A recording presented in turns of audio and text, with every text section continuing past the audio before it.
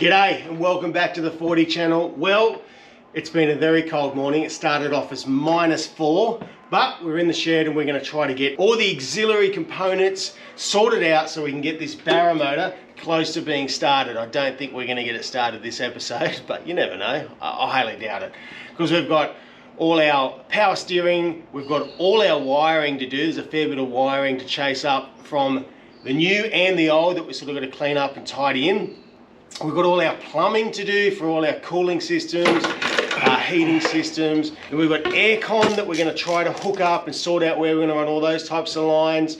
Then we've got to tidy up a whole lot of stuff inside. Then we've got all our fuel lines, fuel pump, wiring, all that type of stuff as well. So there's heaps to do. Hopefully we're going to try to cover it off as much as we can in this video. Let's get straight into it.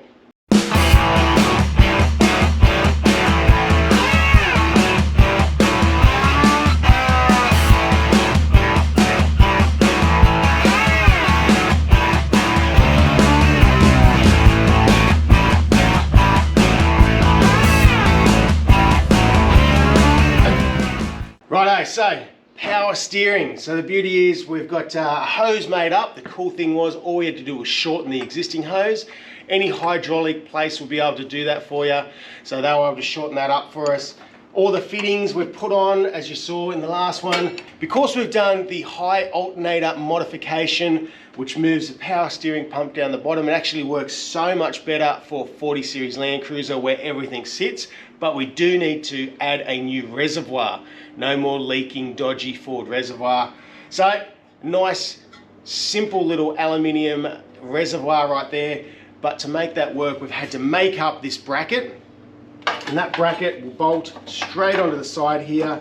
We've used our nut certs. I love nut certs. They are fantastic. That'll mount the power steering reservoir right there. And the cool thing is we can still put our overflow and washer bottle all on the side here. That'll all fit perfectly, and that'll all neaten it up. Now on this bracket you can see that I've put a stud. That stud is actually going to be the earth stud, and then we've got the positive wire stud just here. Because we've relocated the battery, which was done before the BARRA was put in, it's relocated behind the driver's seat in that dead empty open spot that a lot of people use and cut doors in to put little toolboxes, all sorts of stuff. It's at the back there. So that's how our wiring system will sort of work. All our power will positive and negative. Let's get this power steering hooked up.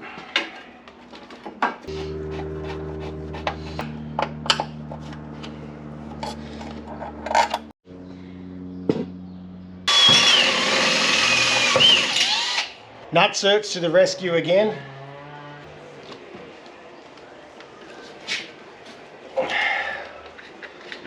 They are an absolute brilliant way of installing stuff on the panel steel.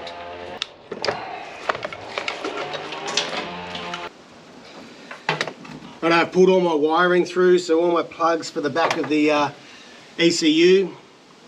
We're going to mount that up inside the glove box, like as I said before, perfect fit. We've got our accelerator cable plug here, and we've got our OBD plug, which means we can pick up codes, but most importantly we'll be able to run our brand new dash that's coming. So we'll run the accelerator cable all the way behind the back of the dash here, along with the OBD cable, and then we'll be able to plug it into the accelerator.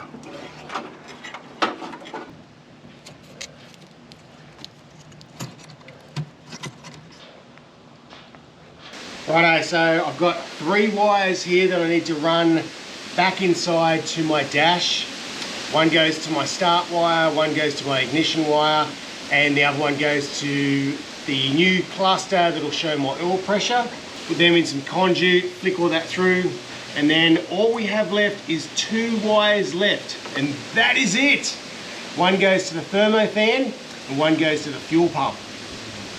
It's getting pretty close to having this thing nearly completely wired up. Very exciting, that's for sure. And then we'll run some flexible conduit over it just to give it lots of protection, because these are our main start wires and I want to keep them safe.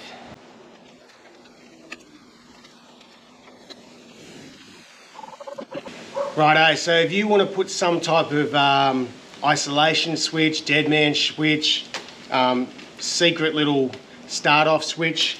This is where you want to do it. You want to put it into your start wire. So if you're going to do it, you want to put it into your start wire. Put a switch in between there so that if anyone goes to hotwire your car, you've hidden a switch somewhere on your car that no one can start it unless they know where that switch is. So that's where you want to do it. You want to do it at this point, and you can put that switch wherever you like. This is the fun part where we get to climb up under the wiring here and work out exactly where we need to plug into. So we've got the wiring diagram here, and all we need to do is tap into 2 wires, and that's it. We've got our ignition wire and our start wire. So we'll tap into them, and that should tell the relays to do what they need to do to get this Barra to start. But we won't be starting it just yet because we still haven't got no oil in there, we've still got no coolant set up. We want to get some other things sorted out with the thermo fan and all those other bits and pieces. But anyway, we are moving forward, people, moving forward. The easiest way is going to be to unplug all the wires that come straight out of our ignition, and with the wiring diagram we can trace back. We know that our ignition wire is black yellow and our start wire is black white, and they're the ones we want to tap into. So we want to push out one of our pins out of the ignition. I'm going to really sharp scribe. I put it in, it push down the locking pin. Then we can get a screwdriver in, push that out. Still got our terminal attached. So what we do next, we'll get our purple wire, because this is our start wire. Just bend that up out of the way.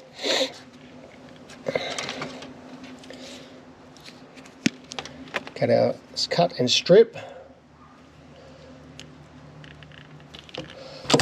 Pretty generous with the strip there. Then I'm going to wrap that copper wire around the end of that terminal plug there, as tight as I possibly can, like that. Now I'm going to solder that wire to that point.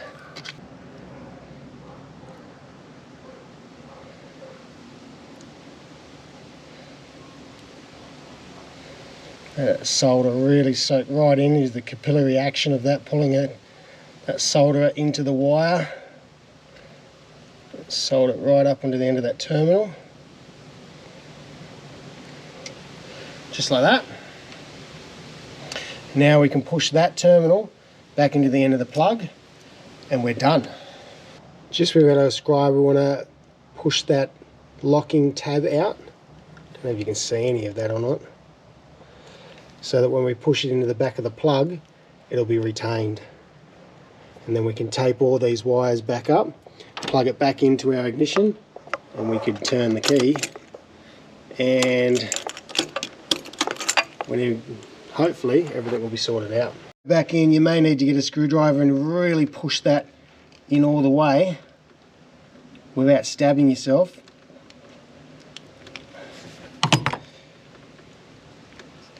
Just so it clips in at that point there. Righto. Let's get some electrical tape, tape that up, pull our cover over, tape it all up and plug it back into the ignition.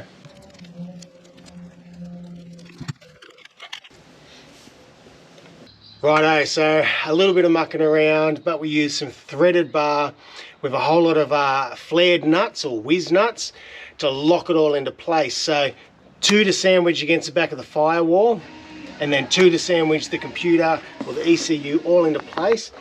And like I said before, it's like Ford designed this ECU to fit into the 40 series glove box and still give you a stack of room as far as glove box goes.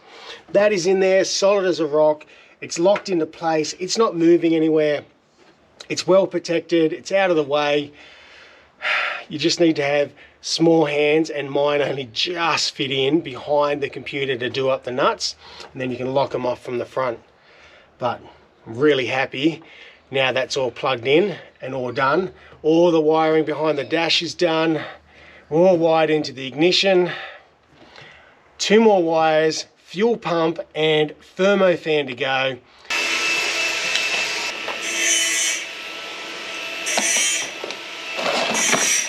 Well, that's what we're going to do. We're going to go up like that. Just draw a line, and then on the matching.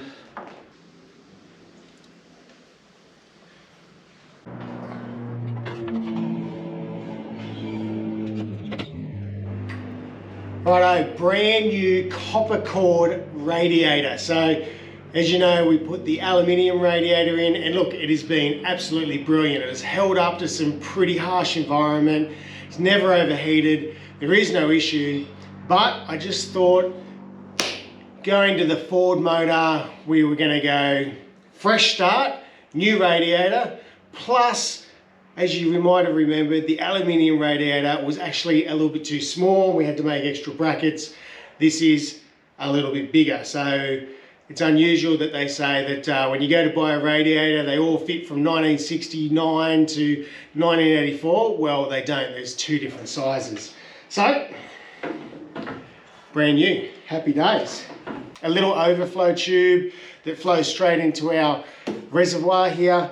For some reason, all the other aftermarket radiators have them on the opposite side, which means you've got to try to loop it all around. It just looks ugly too. So anyway, I don't know why they do that.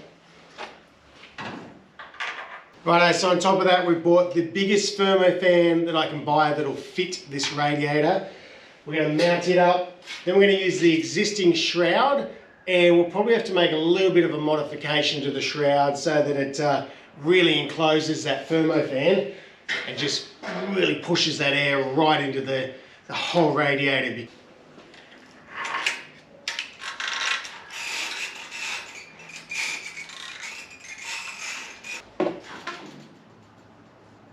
Righto, that's another episode done. So the wiring is pretty much 99% done. We just need to tidy up little bits and pieces just to make it look neat and tidy. But as far as everything being wired in, it is all wired in. And the next thing we need to do is, now that we're in the new radiator, is work out all our pipes and our hoses and plumb all that up, make up some radiator supports. We're still in all that auxiliary stage, all those small little parts, and it's the final 10% that always takes 100% of the time. But that's the way it is. But anyway, we're getting pretty close. Right, so the last thing left is the exhaust system. There's a fair bit of work to do in that. Full custom exhaust system, run it all the way through. New Cadillac converters, new mufflers, new everything. We were going to try and tap into the old one, but we decided let's go for the whole new system. And yeah, so that's it for this episode. So if you want to keep up with the Barra build, make sure you subscribe down below because we're very close to getting this finished. And until next time, take care of yourselves.